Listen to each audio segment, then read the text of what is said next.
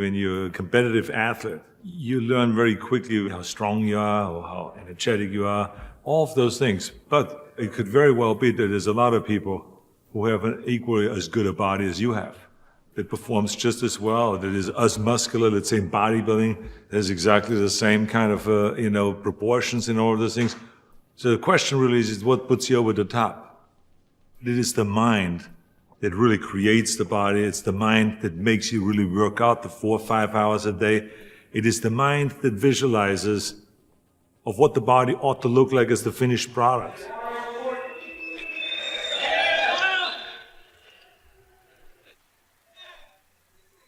Hello, everybody. For the last 2 years, I've been doing exhibitions like this all over California in various institutions and prisons and hospitals and so on. And I've been having a great time, and it's a very satisfying thing for me to do, to spend one day every month to come to one of those places and to help the guys with their training and so on. When I used to do seminars on how to become a champion, I would always ask people, why do you want to be a champion? Or what do you want to accomplish? Why are you training? And they will, if a guy will get up and he would say, well, I want to train because I think that if I get muscular and, I feel like I'm getting the kind of definition, then I maybe can enter a bodybuilding competition. I said, sit down. I said, if you think this way, you're going to be a loser. You're never going to make it because there's no maybe. You got to get up and say, I want to be a champion. And I do whatever it takes. The amount of hours it takes, the posing, the this, the that, the visualization, looking at training footage, looking at motivational books, reading this, whatever it takes, I would do. That's the answer I want to hear from you. You can detect right away those that are going to be shaky and that will fall behind and they will not go all the way, and those that are very hungry. And that hunger you have to develop because you have to create a goal for yourself, whatever that may be, a short-term goal and a long-term goal, and you got to go after that. And if you do not see it, and if you do not believe it, who else will? The body is very important, but the mind is more important than the body. We have to visualize what that body ought to look like in order to make it win, because that's what creates then the will that you need to go to the gym every day. The will that makes you go into the 4 reps, the will that makes you go beyond when you do your 500-pound reps in the squats and you can't do another rep and your body is shaking. It's the will that makes you go one more time down and struggle up one more time. And so it's all of this, so the mental aspect that motivates you and that makes the difference between you being in the gym full of joy and looking forward to doing that extra rep and looking forward to doing those extra 100 reps in the sit-ups and working past the pain barriers. That all is the mind. That's not the body. So this is why I think the body is very important, but the mind is more important than the body. So you got to go to the gym and feel like every rep that you do is getting you one step closer to that goal, to make that vision that you have turn into reality. And that's why when you look at pumping iron, for instance, you can see that we always had great joy in a gymnasium. And people always were saying, why would you laugh and have a good time? You're working out 5 hours. Well, we did because I knew that every workout, every 5 hours would get me closer to becoming the Mr. Olympia or the Mr. Universe or the Mr. World and all those things. And I think that if you think that along the way you're not going to fail, then you're blind. Because there's no one that I've ever met, no matter how successful they are, that haven't said that they had their failures along the way. You have to. I mean, the only way that you really know that you can lift 500 pounds is if you're willing to fail. So if you're afraid of failure, then you will never grow. The people that grow the furthest are the people that really don't care. They fail or they make it, they're going to take that risk because that's what you have to do. I think what we learn in sports is very helpful to anything and everything else that you do in life. So now you apply that principle to acting. And you say, well, wait a minute. I put 5 hours in every day in working out. I did my posing 1 hour a day. I did my stretching and this and that, and all of those kind of things. So now let me apply the same thing to my acting career. Let's go to acting class every day. Let's go and work on the accent the same amount of time with the same will, and let's visualize what am I shooting for? Okay, I want to be another Clint Eastwood. I want to be another John Wayne. I want to be another Kirk Douglas, all those great heroes that I admired as a kid. So that's what I'm going after. And that same principle works, even though there's so many people around that say, no, you will never make it because you have an accent, your body is too big, and your name Schnitzel or whatever, who can pronounce that? But you know.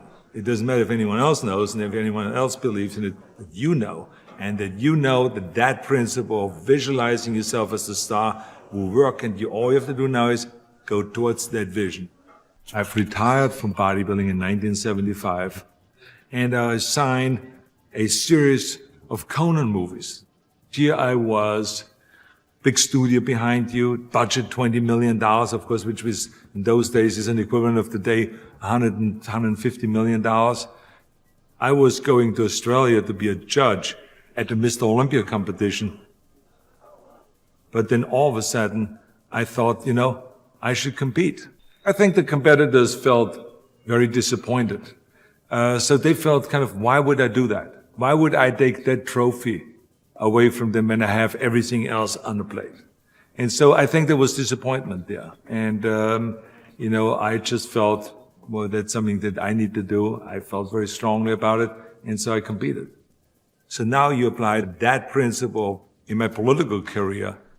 This historic election has come about because there's a tremendous disconnect between the people of California and the leaders of California. I'm running for governor to lead a movement for change. I want to be the people's governor. I will work honestly, without fear or favor, to do what is right for all Californians. Join Arnold and let's bring California back. People see me as a big action here on the screen, and they expect the same kind of bigger-than-life action in reality. That's why in my political career, people always say to me, well, but this is politically risky to go and start, for instance, talking about prison reform. People don't want to go and even talk about that. So I say, well, yeah, maybe it's politically risky, but in the meantime, we have 172,000 prisoners in facilities that are built for 100,000, and something is going to break, and something is going to happen. I want to fix it.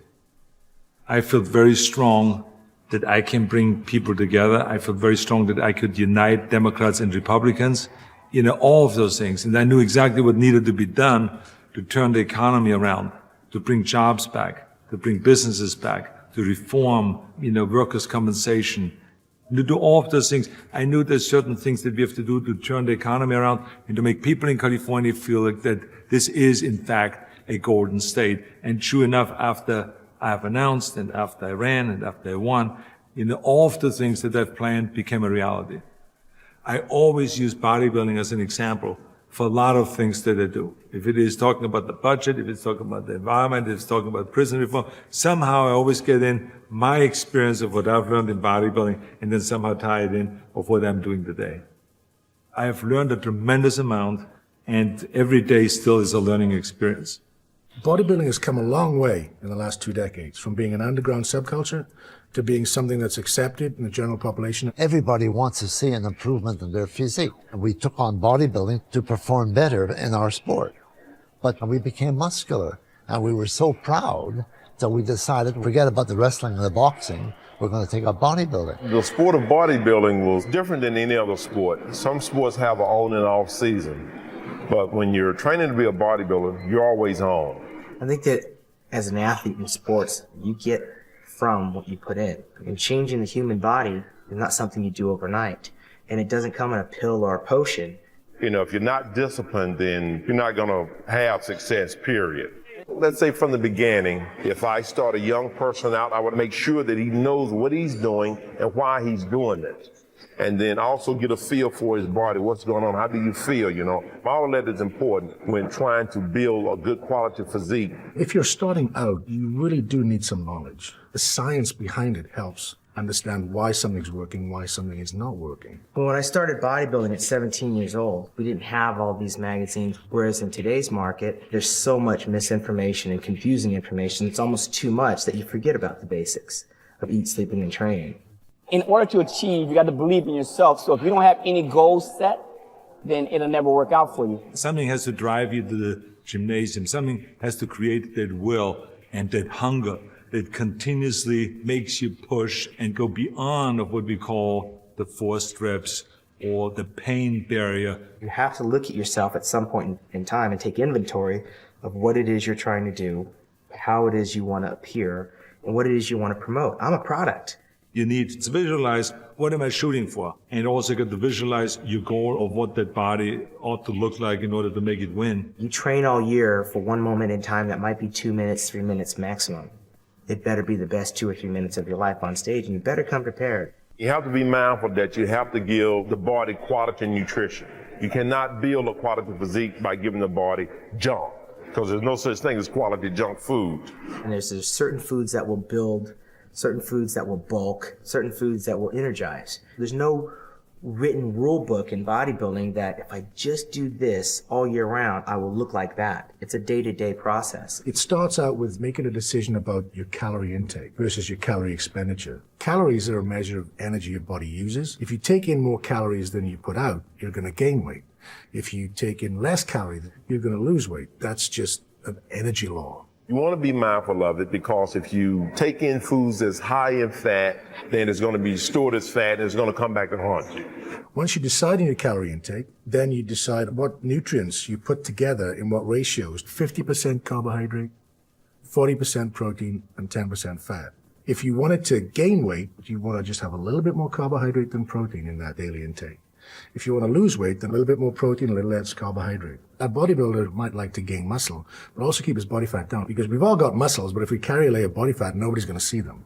If you want to have some sweets every now and then, some cake, some ice cream, do it. But do it in very small quantities. Your body interprets the overall picture. It sees things on a weekly or a monthly basis. Thereby, if your metabolism is working properly, you're giving your body enough fiber, enough good water, it's going to flush away the negative stuff anyway. But that 90% of your nutrition is good nutrition.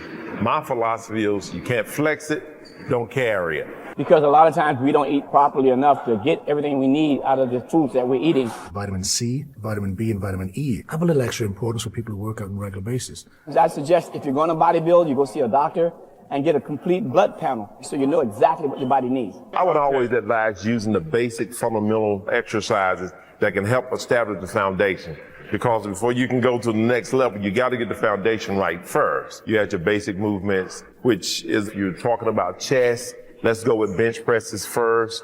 Talking about the arms, barbell curls for back. You had barbell rolls for legs. You had squats.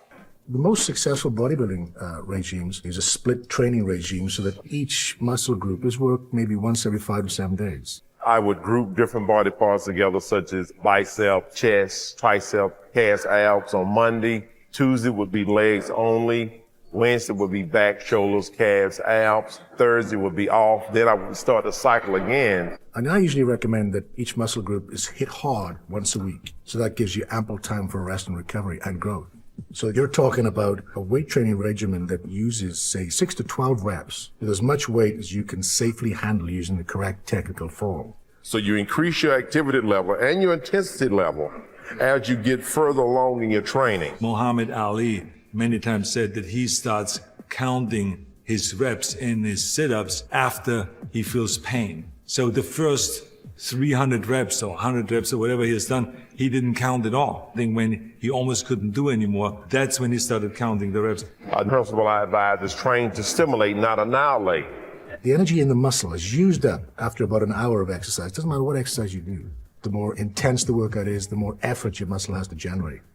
You kind of tear down the muscle at a microscopic level when you lift all those weights, and then the muscle repairs itself. But when it repairs itself bigger in response to the demand you placed upon it. No pain, no gain. You do need to stimulate that painful ache within the muscle. And that painful ache is one of fatigue and usually a lactic acid buildup. Another cause of that pain is the pump that you get. That's the pump that Arnold talked about in pumping iron. With the muscle expanding, it is enclosed in a finite capsule of tissue.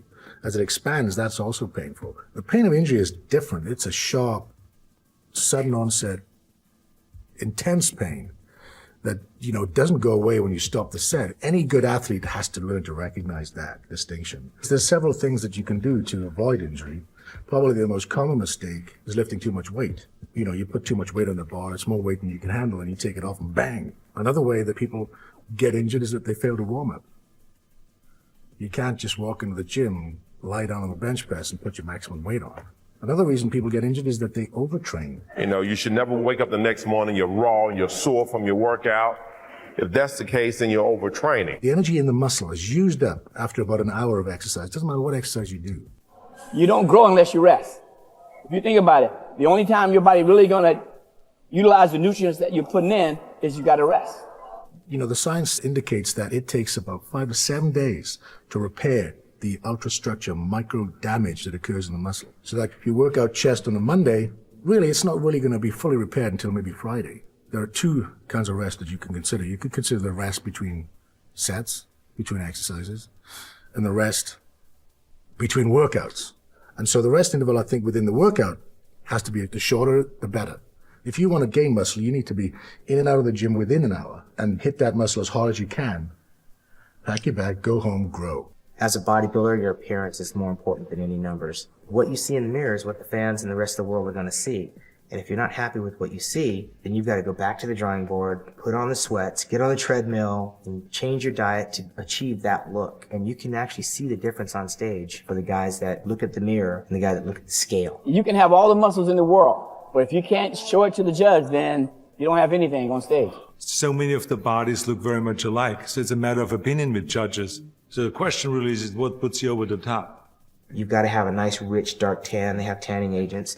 You've got to have your posing routine down from weeks and weeks of practicing. And you have to master 7 or 8 mandatory poses. Matter of fact, when I competed in my first competition at age of 16, I had on a pair of underwear from Kmart, which I thought those were posing briefs. I don't ever get psyched out. I never did. I know your hands get a little sweaty because you're so anxious to get out there. So our anticipation to be on stage, that means a lot to us. But it's always real intense backstage. You have to know how to handle your emotions. The bodybuilding competition, just like the training, is psychological.